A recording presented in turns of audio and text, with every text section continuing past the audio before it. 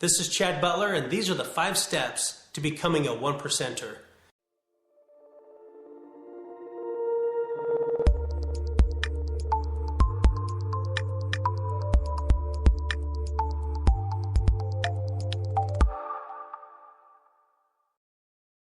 I've created a 5-step program to become a 1%er in life and in business.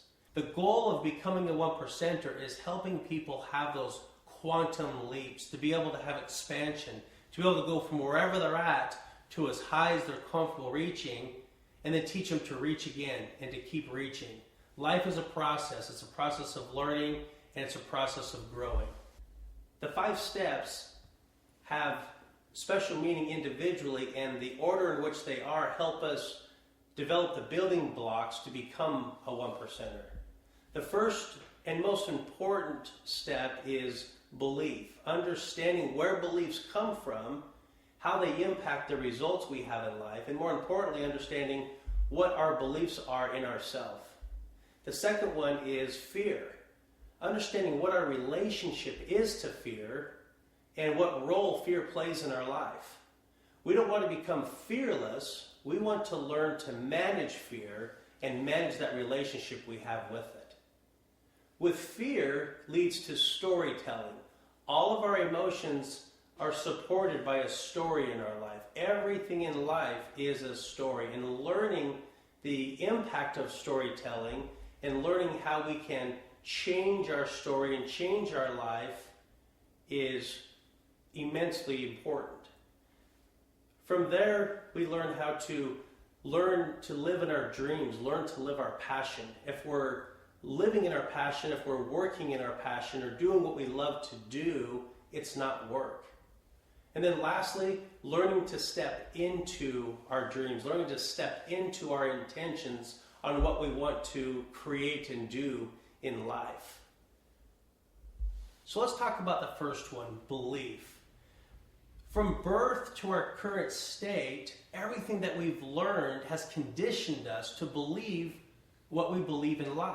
And one of those beliefs is what our personal capacity is, what we're capable of doing, what we're capable of experiencing, our views on love, our views on money and success. All of our views are based upon this lifetime of conditioning. When I first stepped into the financial services industry 17 years ago, as a brand new agent, I was dedicated to becoming successful. I wanted to maximize my ability. The first thing I set out to do was go interview all of the people who had made it. I asked around, who were the top producers within our state? Who were the top producers within our company? And when I sat down and met with them, either by phone or face-to-face, I would ask them, what practices do you want to emulate? Who is your heroes within the industry? And I would ask the same questions to each and every person about what led to their success. What did they focus on? What products were the most important to sell? How did they present? Who did they work with?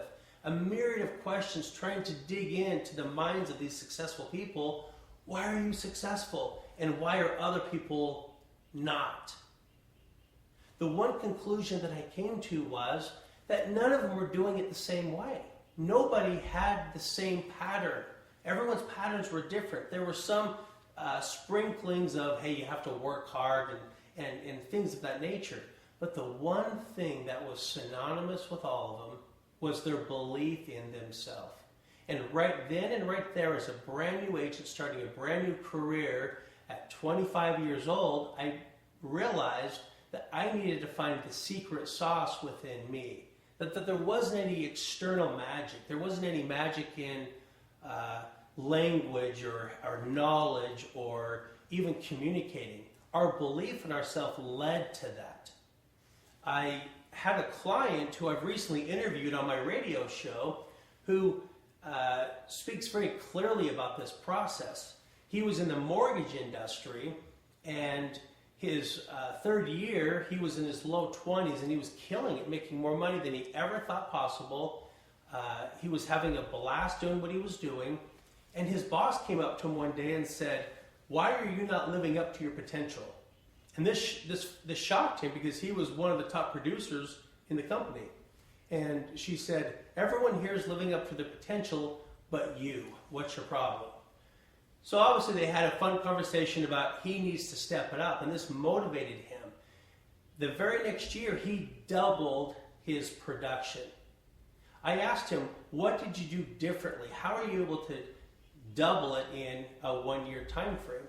He said, all I did was do the activities that led me to my result. In other words, his belief changed. He believed that he could double his practice, and inherently, his behavior matched the goal. His behaviors, he called the right people, he called better people, and he called more of them. In order for him to double it, he had to improve his marketplace. He had to improve who he was talking to.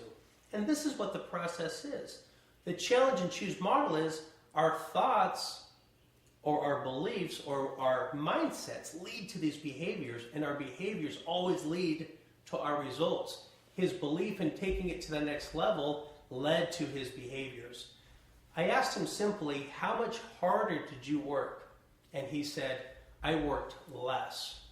I said, did you work smarter? And he says, it wasn't that I worked smarter. I wasn't calculating in my activities day to day. I just kept my vision on the goal, and everything else happened.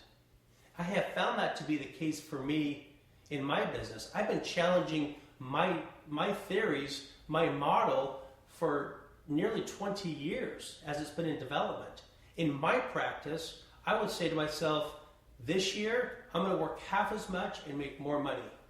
The next year, I wanted to work that much and make double the money. And every year that I tested myself, the results always came true.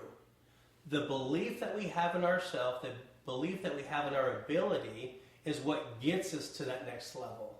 In business, we have our 80, we have our 20. The 20% get these principles. The 80% hasn't quite got that.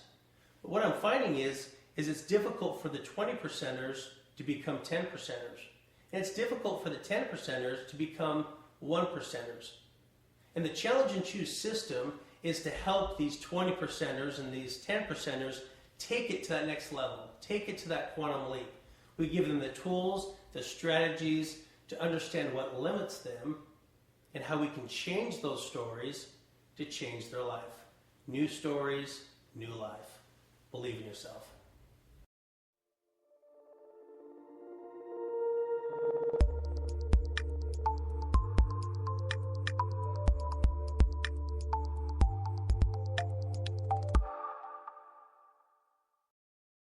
Section of the course, we're going to be talking about fear. Fear is a very, very important part of the process, and the way we address fear might be different than how you've approached it in the past. What we're trying to accomplish in this part of our workshop is not to create fearless warriors. We're trying to create people who understand how to manage fear. People who are fearless are just able to separate the stories around fear. I have developed a story around fear in my life, and that is, fear is a constant companion of mine. It's a friend of mine. It's actually a very close friend of mine that teaches me and guides me to what I want to accomplish in life. Because whenever fear comes in my life, I know that I'm on track to what I'm trying to accomplish. And the bigger the fear, the bigger the goal that I'm trying to accomplish. So trying to gauge what our relationship is to fear is very important. Understanding what its role is. Fear is a teacher. Fear is a precursor to creativity and action. There are lots of science and articles that support that when we have stress, when we have fear at doses, it actually creates the endorphins to allow us to accomplish things we never thought possible. But when we hang on to fear too long, which creates stress, and it can lead to depression, and it can lead to harmful things. So what we're trying to create in this workshop is to help you understand what the role of fear is. And it's really trying to help us get to where we want to get. If I want to lose weight, if I want to, hit milestones in my business, if I'm a manager and I'm trying to get my employees to a certain level, as soon as we set these goals, immediately we're going to be faced with the obstacles to get where we want to go. And fear invariably comes into play. So understanding and developing the right relationship around fear is critical. Now, our goal with fear is just to understand what its purpose is. So when we're in moments where feel paralysis, or when we're feeling stuck, or we're saying, "No way, Jose," that's the moment where we say, "Okay, I'm in fear." Because oftentimes when we get into fear, we don't know it until we're right in the middle of it. Sometimes I'm in my second day of inactivity or paralysis before I realize, oh my gosh, I am living in stories around that fear is telling me. So fear kind of leads to storytelling, which is our third step in the process. But before I move on, I just want you to understand that we want fear. We do. We want fear to be in our life. And if you hate fear and resist fear, you're just going to make life more complicated and harder for yourself, because it's not going away. Fear is always going to be a part of life, especially if we're in a life where we're trying to have a lot of transformation, if we're trying to have big quantum leaps in business. We're going to have to face what's been holding us back, because it's the fear and the stories around fear from different mindsets that's limiting us from having the goals that we want in life. That's why we're stuck. That's why we're in bad patterns. That's why we're not liking the results we're getting, because fear is getting in the way. So fear can get in the way, but if we use it properly, we can use it to climb to the highest levels imaginable in every part of life. Every day that I wake up, part of my gratitude is for fear. I am so grateful to have fear in my life, because it teaches me so much about what I need to work on in order to have what I want in life. Exercising, if you're a person that does endurance events, if you're a manager trying to lead a sales team, no matter what your position is or what you're trying to do, fear is going to have a place that either helps support or prevents you from taking steps that ultimately get you to what you want in life. I recently saw a show, a Will Smith show called Afterlife, and I wanted to share a quote from the show that is a perfect challenge and choose moment. Fear is not real. The only place that fear can exist is in our thoughts of the future. It is a product of our imagination, causing us to fear things that do not at present or may not ever exist. That is near insanity. There is so much truth about the quote. Our thoughts, that's the only place it can exist is in our mind, because it hasn't happened yet. Everything is fabricated around fear. And it can only happen if we believe it's going to happen. That's the whole purpose of the step one is we got to understand where our beliefs come from. We got to understand how we're conditioned and how those beliefs can lead to our results in life. So now that we're 3 steps down or 2 steps down into fear, we got to understand that everything with fear is a pure fabrication. We're typically fearful of a future event that has not occurred. It hasn't happened. So why are you focusing so much on that? The trick is storytelling.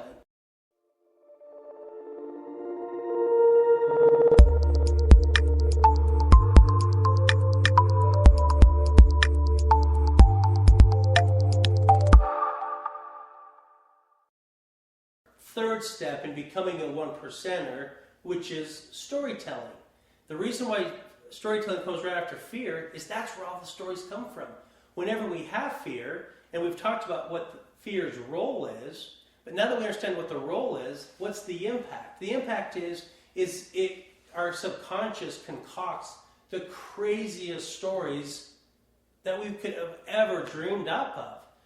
With relationships, dates, dating, getting to know people, money, success, whatever it is, we have a story based upon some past experience. So with fear, we're always living in the past or we're living in the future.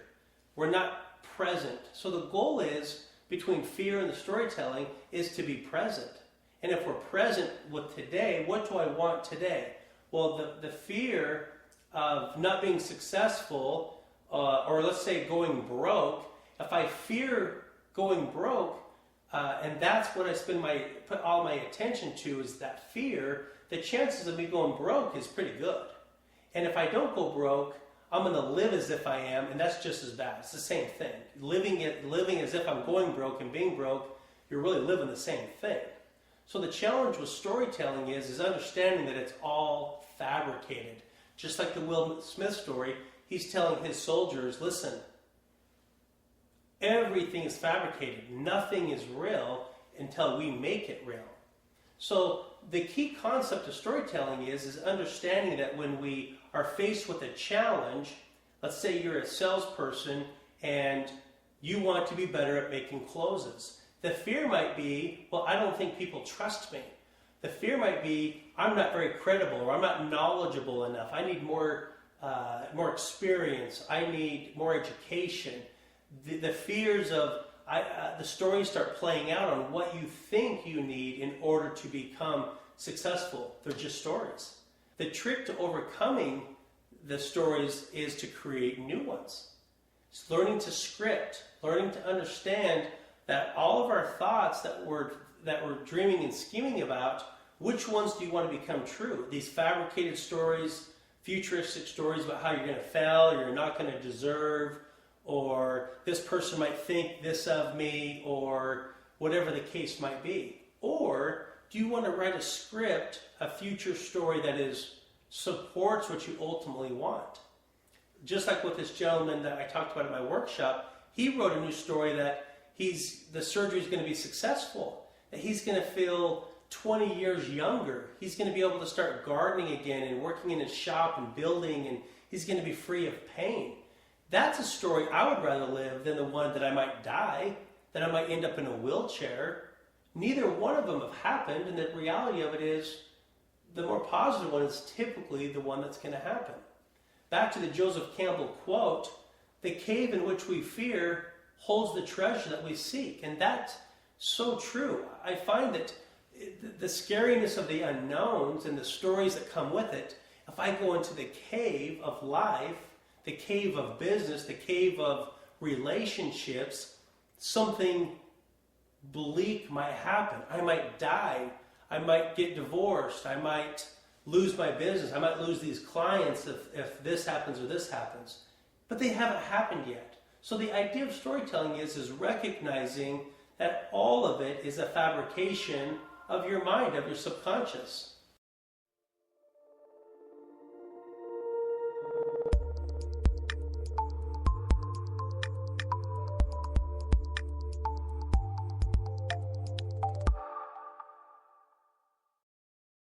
Step 4, becoming a 1%er in life and in business, is simply knowing what you're passionate about and doing what you do best. Living within your genius is what I call it. We want you to live and work within your passion.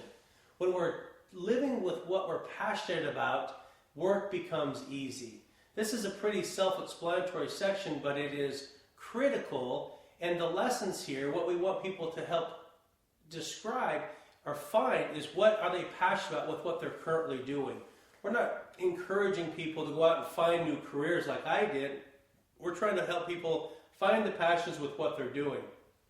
I recently was working with a financial planner who loves, more than anything, the guy's face lights up when he talks about doing individual stock. But his current planning platform is to be all-inclusive, do all of the planning for his clients. He hates talking about life insurance. He hates building mutual fund portfolios. He hates the retirement planning stuff. But when he talks about doing individual stocks, being an individual stockbroker, he literally, his face lights up. That's all he talks about. So after several sessions, I finally convinced him to, when he meets new clients, just focusing on what he's the best at. because he knows it inside and out. I said, what if you had a whole practice where you just did people's individual stocks? And his first comment was, well, people need everything. I want to do all of it for people. I'm like, well, maybe you hire people to do the rest. But what if your whole practice was involved with just what you loved to do, the individual stock? Well, he took my advice, and within 6 months, he was able to start creating the clientele to support that. Now, what's interesting is what his fear is most of the people he worked with, the stocks really only played into a small factor of their overall planning. Stock is a lot more volatile, has a lot more risk, so it shouldn't be the majority of a person's individual retirement planning. And I knew that going into it, but I said to him, what if you met people that have larger pies to work with? Larger amounts of money that you can do what you do with. And that's exactly what happened. By being just the stock portfolio guy, what he ended up creating was confidence in calling people who had huge portfolios, people that already had stock portfolios in other areas. And he was able to lure over way more assets than he ever was managing at the time. As a matter of fact, he tripled what his assets under management was by just focusing on what he loved to do. But he fought it in the beginning because it's not how he was taught. It's not the stories and the fears around, well, I'll lose my clients and I need to do this, I needed to do that. He wasn't living within his passion, and his job was hard. Now he loves what he does. He loves what he's doing because he's only talking to clients about what he's the very best at. It's critical to specialize. Throughout my whole practice as a financial planner, I always upgraded my marketplace with the people that I felt like matched up with me, with my value system and what I wanted out of my life. I ended up finding those types of clients and specialized in different marketplaces, which turned out to be a total home run for me.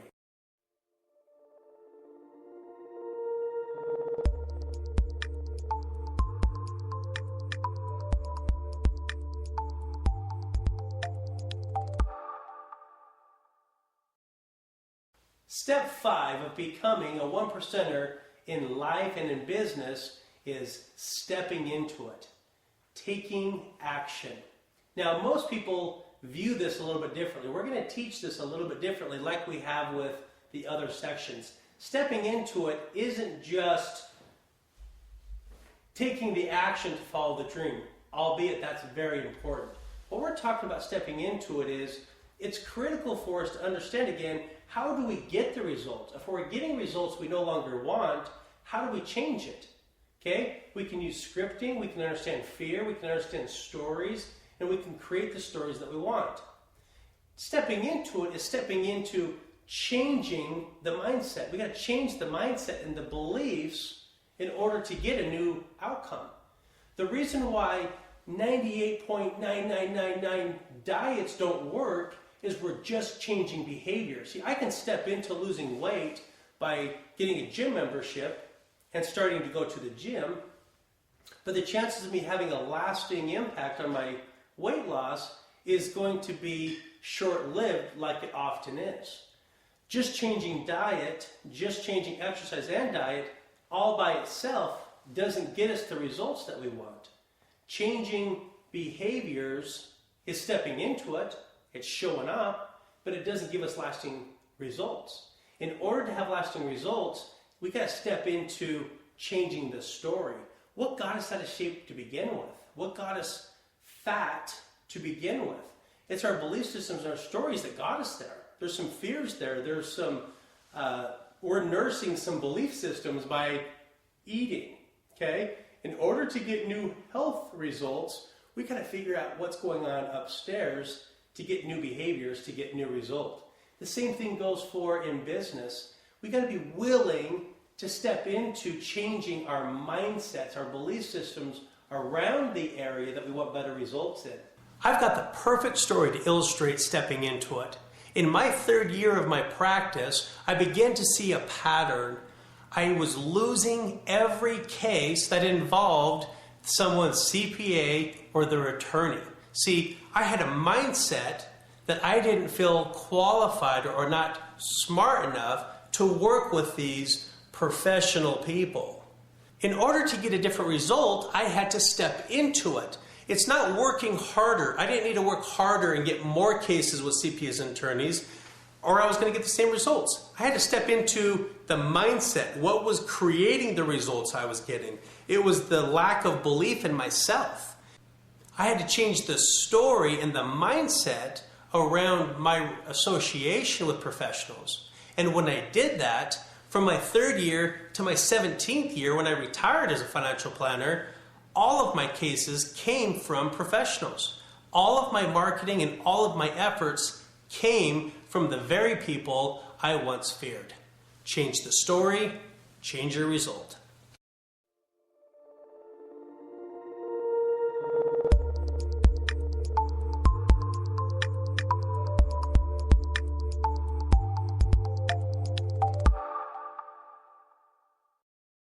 This is Chad Butler, and this is my Quantum Leap, the 5 steps of becoming a 1%er.